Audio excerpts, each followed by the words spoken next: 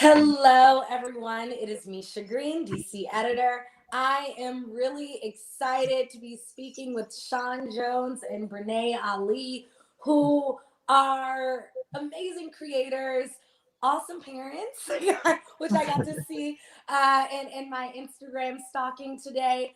And they are bringing us some awesome, cool, collaborative Afro futurist jazz hip hop vibes with Washington Performing Arts. We're really, really excited to talk to them about the work that they're doing in general and how, as artists, they can create and stay busy and work at home and still find inspiration during this time. So, without further ado, how are you all doing today? Great. You're Thanks doing for having good. us. Yeah. Thank you for being here. And I just want to let the people know if it looks like I am super distracted, I'm just sharing the live as I always do. As you guys know, I say sharing is caring. So please, if you're tuning in, good afternoon, Jewel. I see that you're in. If you're tuning in, please be kind and share this stream. We need the people to know all the awesome stuff that's happening and all the work that artists are doing during this time. So go ahead and share the stream and then let us get to going. Sorry, I always forget that because I'm signed in also as the Afro that I'm just sharing on the Afro's page. So let me go to myself. Technology. Yep. Technology, it's a beautiful thing, but it's always evolving. And so you gotta be quick with it. All right, we are officially shared. So we are in the middle of a pandemic. A lot has happened in you all's life during this pandemic. How are you faring? How are you all still creating and balancing parenthood with two young ones in the household? Wow. You You see, I know, looked over. I'm like, well, because That's a great answer, Sean. I mean, I birthed a child the day before the country shut down. And, I made a choice. We made a choice to go to a birthing center. And right before they closed, we were probably one of their last deliveries, one of the many, right before their whole center closed in Annapolis. And so, I mean, it's been a lot, because we work and our children, like our 11-year-old is in school doing virtual learning, and then you know, and the beginning phases of developing a new one. So it's been exciting though for us because we both are out in the world, doing the work, and our kids get to come along with that, but we're really like in a very interesting space with creativity and being open and just like embracing all of it, the good, the bad, the ugly, all of it. yeah, it's been sort of a journey of redefinition on multiple levels. Redefining what it means to have a little one during this time. For me, having any at all, these are my first. Um, but also just evolving, allowing yourself to evolve and having the patience with yourself to learn new technologies, to learn new platforms, and to be still and move at the same time is a difficult thing to grasp. And it's been a journey. It's still happening, but through it all, some amazing artistry has been able to be prompted along the way. So we're happy to be doing this project and other projects. And so before we even get into Home Delivery Plus, which I'm really excited about WPA doing in this really great series, you talked about the fact that it's a blessing to even be able to work right now. And as artists, we know that so many people had the rug pulled under them, and everyone, but the lack of live performance makes things really hard right now. Tell us a little bit about the original pivot.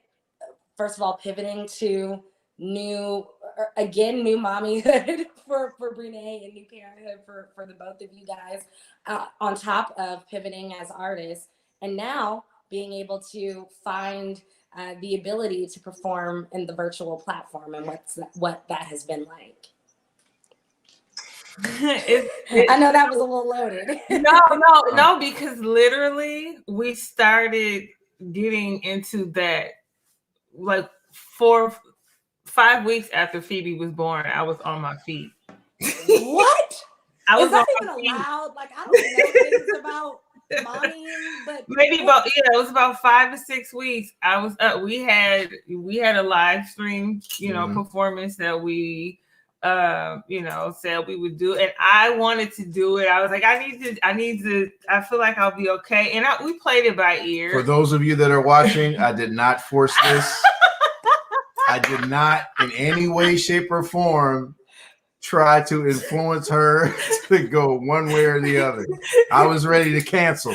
So, I was also like, thinking about the first time I had a child, which was 10, 11 years ago. So I was younger, you know what I'm saying? Like, bounce back, ready, let's go. 7 weeks later, I was on a plane after I had my first child to go teach and train hundreds of kids for a whole entire week, and have my newborn baby with me while trying to breastfeed. It was crazy, but I did it, and so I could do this. Like, we got this. I think I'll be all right. And I'm also not like gonna say, I'm also not gonna put myself through something that I think is dangerous to me. And so I felt, like there was ways to work around it. And I had started getting, back into like stretching and just taking my time. And it was nice because it was in the studio. So it was more so on a physical tip. I could be more of a musician and just focus on the sound. And so that was good. And so that gave me a lot of hope, you know what I'm saying? And to be able to do that with my husband, and then like, Wendell Patrick, who actually lives in the same building with us. So he's on the 5th floor. I call him Bro Man from the 5th floor. Yes. From the 5th floor. Right. Yeah. And so, like that, to me, just, we saw more possibility. It was like, there is possibility. And that's what we've just been rolling on, possibility. Yeah. And also the redefinition of what a stage is. Obviously we know the stage as this physical space that houses the artistry and is the place where the presentation takes place and the audience views it. Well, the stage is now any online streaming platform. The stage is Spotify. The stage is iTunes. The stage is Zoom. Yeah. The stage is also TikTok. TikTok. Yes. Also, there have been several instances where folks have asked us to create content for them to then be streamed at a later date or to be streamed in a certain place. So in essence, this room right here, which is basically a sort of an at-home studio, has turned into a sort of like a TV studio. It's a recording studio. It turns into all of that. So the stage has, or the understanding of the stage has expanded exponentially. Ooh, yeah. And that's actually great. So I would encourage any artists that are watching to think beyond the notion of just a physical space that you go to and you set up a microphone and some gear and you play to an audience. It's much bigger than that. And if you understand that it's much bigger than that, then you could monetize those situations a little bit more. Yeah. And did you guys have that understanding prior to March 2020? A little bit. Very little. I mean, yeah. A little bit. I mean, we're kind of like live action figures. Right. Like the two of us, in a way, we're very similar people. Yeah. Like very similar people. A lot of energy. We kind of jump off the stage. So we live for that. We've both recorded things virtually before, Mhm. and I can speak for me and say that it's not something that I really enjoyed doing until this past year because it felt artificial. But since everything sort of became artificial Yeah. during the time, I kind of enjoy it because I can go back and tweak things, fix things, and edit. Learning new platforms, Yeah. learning new DAWs, interfaces, things like Mhm. that. So it's been great. Yeah, even as a dancer, choreographer, like I am my vision of how to tell a story through movement has shifted, and the possibilities and also the beauty of the limitations. You know what I'm saying? Like Ah, being confined yeah. into a space. What do you do with that? How do you transform your circumstance? And I feel like everything that I feel that I try to live by to my core is being tested every single day. And you know what I mean? Like if you believe in possibility, then you have to like allow it to happen. And how that happens is there's no real textbook, you know what I mean? And so there's so many moments of being vulnerable and also just willing to try something. Yeah, just fail. Yeah. And fail a lot. I mean, Yep. this first 6 months of COVID-19 shutdown, it was all about failure. Everything failed, and it's still failing now. Let's try to play together online. Fail. Let's do this. Fail, and then you go and you try to tweak it, and things evolve. So it's kind of nice. Well, I am loving the evolution and watching you guys jump in. Guys, if you haven't already, please follow both Sean and Brinae on Instagram. It is quite a joy. Uh, Hilarious. and really follow their journey. I mean, obviously, I know social media sort of gives us just a glimpse into the wealth of things that you are doing, but I totally enjoy it. So guys, follow them on social media, and we'll make sure to put you all's ads in the chat and also in the stream. So obviously we're here to talk about what's coming up in a few weeks. I can't believe March is next week already. Please don't remind. It's crazy. Wow. But Washington Performing Arts has this great program, Home Delivery Plus series, and you all are a part of it and giving us dizzy spells. I want to know everything about it. I love the title. I love the inspo. But can you tell us a little bit more about where the inspiration behind Dizzy Spells came from and what the people can kind of expect? Brinae, for all those that are unfamiliar, she is a vocalist, choreographer, dancer, performing artist extraordinaire. Sean, amazing musician. And so I'm very, very curious to see how you guys mesh and create, as well as the inspiration behind Dizzy Spells. So Dizzy Spells was an untitled concept for many, many years. I've been influenced by Dizzy's music since I was a child. I was introduced to the music through my father. We are very close. Everything that I do is, has been groomed and inspired by him. And, and so I've always found a very personal connection to Dizzy, on that level. But then even beyond, as I got older, I began to hear his music, not just as something to, dance to and have fun, but I started to actually, my mind could see the stories that he was trying to tell in the music. And so it challenged me at a very young age to start researching what are these titles like Kush, what is that about, what is Night Tunisia, these things when I was a kid. So I would listened to the music. I started getting all this information, and then I would see things, and I saw dance, I saw music, I saw, you know, the hip hop. I saw all these things because, you know, I began to learn about how Dizzy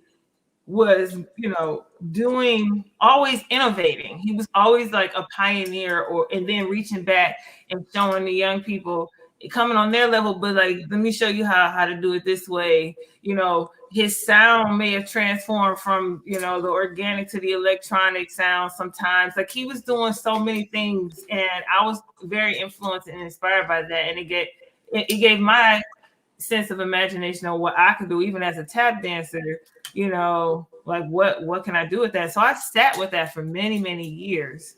And then I met this man and you know, we just were talking, and I was sharing my idea with him, and he was like, that is so brilliant idea. And I was like, you know, I think you're the one I'm supposed to do this with. I think, you know, and that just, we just took a stab at it. I had an opportunity to present. I was an artist in residence for the American Tap Dance Foundation. That was the first iteration. Yeah, and so 3 years ago. Yeah, it was a choreographer showcase, and I was like, okay, it was just he and I, so it was a duet, trumpet and tap and voice.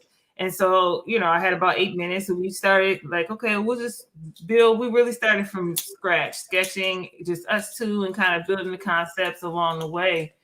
And Dizzy Spells kind of came about of us talking about just different things that we saw what was going on today, and me, you know, just all this information that even comes through Dizzy's music, and just thinking about how we made, you know, with identity, you know, this identity crisis that we go through as Black people, as people in general.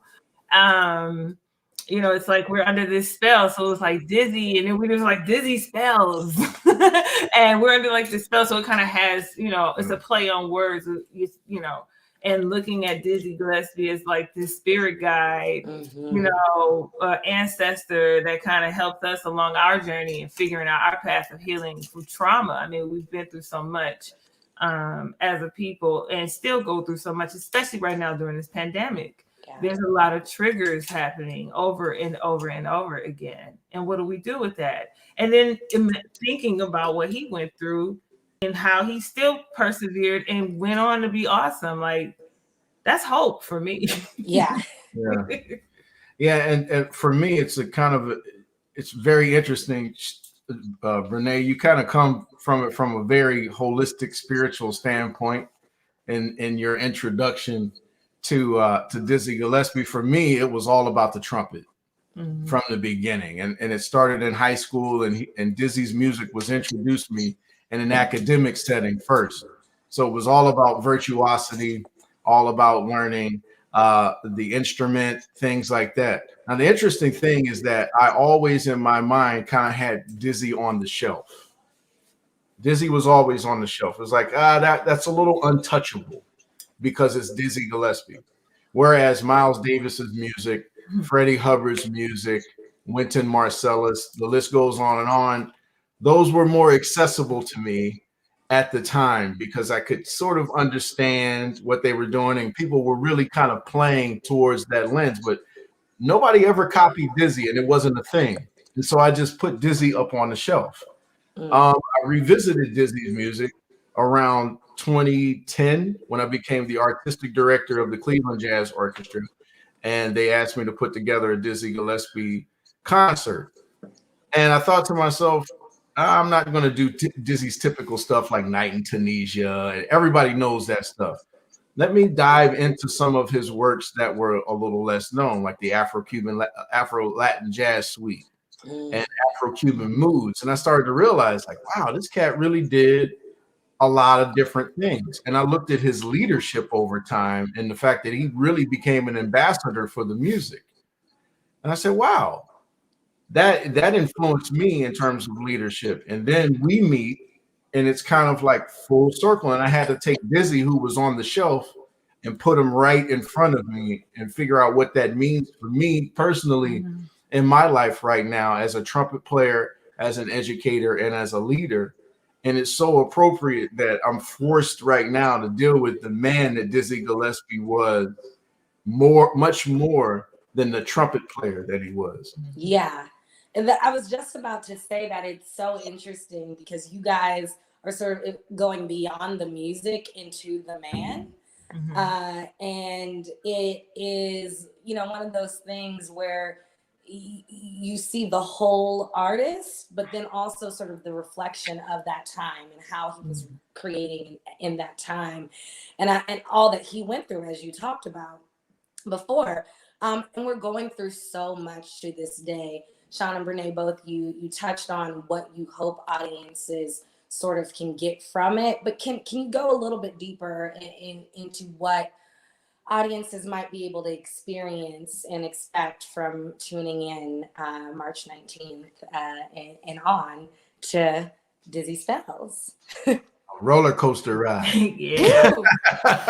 Yep. Like seriously, sit tight. I mean, we're coming in as, we're just exploring, and you may even feel like you're time traveling. You know what I mean? Like there's, and that's the fun part of having Wendell Patrick on the gig. I mean, the whole band, like it's the whole thing. You get to see the whole thing and more, or what, to be able to partner with a film, like a film director and a theatrical director. We have a visual artist. There's visual art that they will see, along with the dance and the movement, and a very beautiful, like sacred space at the 69 historic synagogue. It's so beautiful, and so that's the imagery that is going to come through. I mean, I see it, but I don't even, once it's all done, I'm just very excited. And everyone,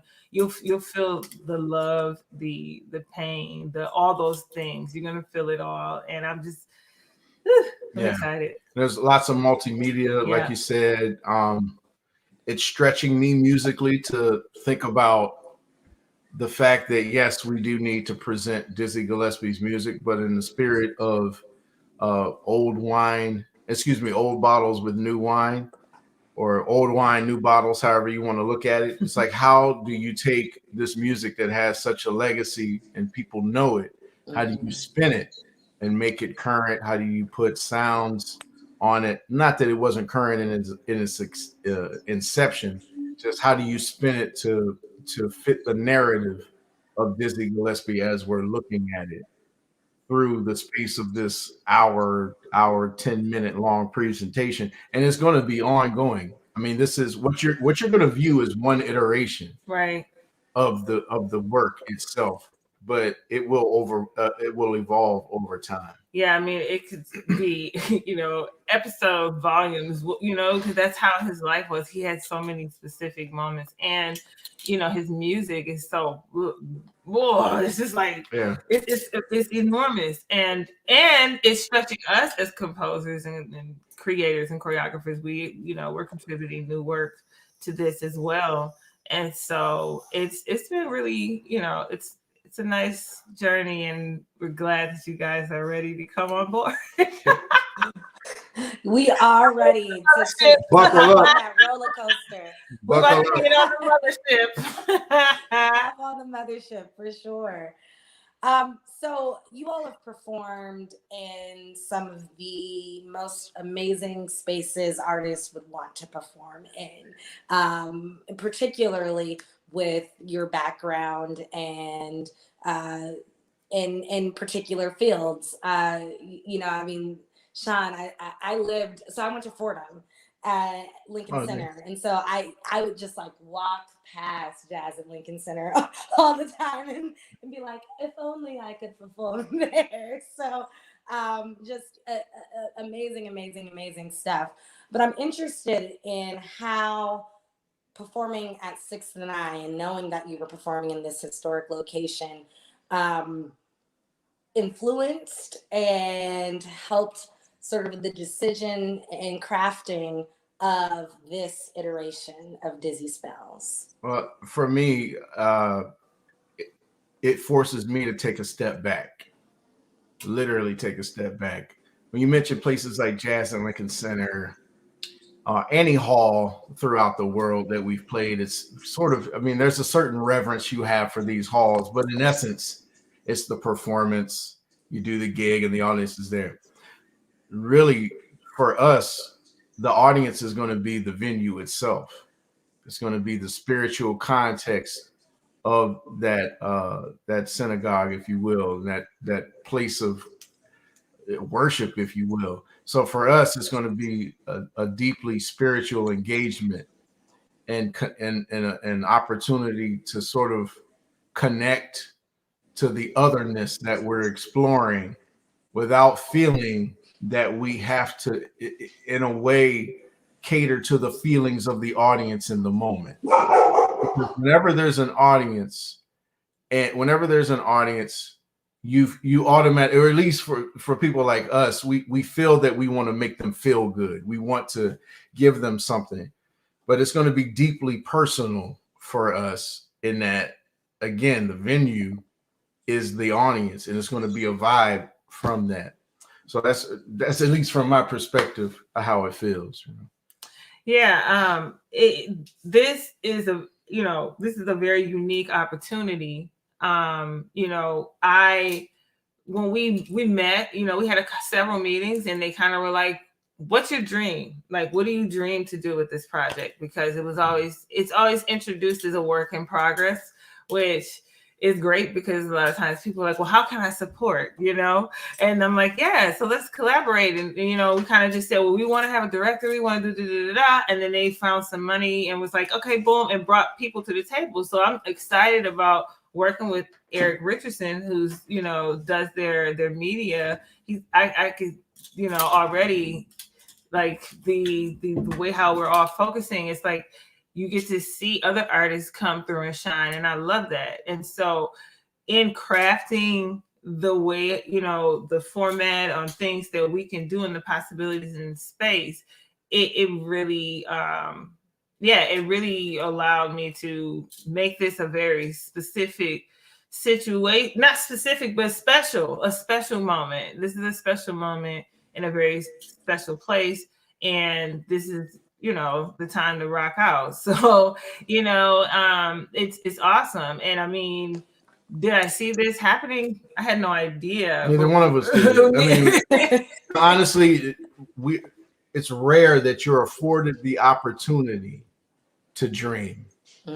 Usually you're contracted to do a performance, show up, this is what you do, you go home, and that's it.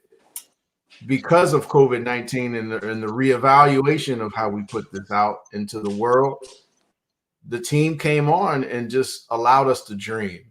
And for an artist, that is the dream. Mm-hmm. When you don't have to worry about too many barriers, and you could just kind of think outside the box, it allows you to kind of just go wild, go crazy. So I'm looking forward to it. It's almost like we're going to be able to literally go into a porthole to another dimension and take you there with us because we're allowed to dream. I can't wait. I cannot wait to go to this new dimension, this other dimension, and dream with you all and get into Dizzy's life and artistry. The whole production. This is so cool. So cool. Yeah. So cool. And it really, I'm super happy you talked about the fact that you had the opportunity to collaborate with all these other artists and have this multimedia experience for all of us to enjoy. I cannot believe we are already super close to the 30-minute mark. That's insane. But I wanted to shout out the people tuning in and say hello to you guys. And if you all have any quick specific questions, to throw it in the comments. But Buckle Sweet says, thrilled to see these two amazing artists featured by Afro-American newspapers. Thank you, Misha. And then they've CC'd Washington Performing Arts, who's awesome. Thank you, Buckle Sweet, and all the work that you guys do and for helping us make sure that the stories get out there. So thank you. Jewel Merritt Johnson says, Hi, Afro family. Hi, Jewel. Thanks for tuning in. Eileen Glick says, love the show. And Byron has shown us love. Jewel Wall says, good afternoon. And Laura Phillips Bird says, hi there. So thank you to all those tuning in. And Much love, again, y'all. oh, hey, cuz, love you, Sean and Brinae. Hey, Cam. What's up, man? I knew I wasn't getting everything. So yeah, if I'm not, y'all just charge it to the technology and not at all my heart. See, Tanya's coming. Okay, I'm sorry, guys. I'm not. Pittsburgh in the house. What's up, Tanya? Hi, Tanya. So yes, thank you to all those tuning in. Before we wrap, I have to ask anything else that you all want to plug or make sure that we know about other than tuning in starting March 19th to WPA's Home Delivery Plus series?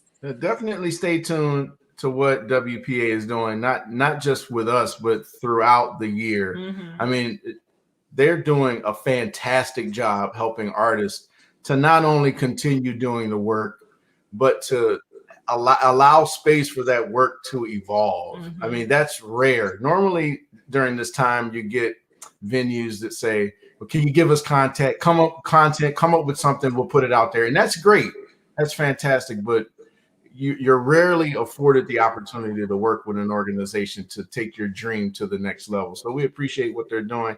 And we'd also invite you all to stay tuned to what we're doing, because this is truly the only way that I can describe it is it's as the piece evolves, we evolve individually and together. And it's been quite a year of evolution for both of us personally and our relationship together and with this piece. And Dizzy, thank you for bringing all of this out of both of us and speaking through us through your spirit. So Ashe. Ashe. He said it all. Ashe. You know, I have a lot of more selfish questions that I want to ask you guys at a different date. So please, we'll come back. Please come back and keep us up to date, because we love telling you guys a story and following you all, and just again want to be a part of the journey. So thank you all so much. Thank you, WPA, for creating this series and programming for artists. We need this right now. The world really needs to still receive art and get art and feel connected and engaged with artists. So thank you, WPA, and to Buckle Sweet for making this interview happen. We appreciate you all. And you all know the drill. Black Lives Matter. Wash your hands. Right. Stay safe out there. Take care. Yes. Yes. Thank you all so much. Tune into all that the Black Media Authority has coming up tomorrow. Chicken Box. We are talking behavioral health, so you guys don't want to miss that. But we are the Black Media Authority, so keep up to date with all that we have going on. Take care. Thank you. Much love. Thank you. Much love. Bye-bye.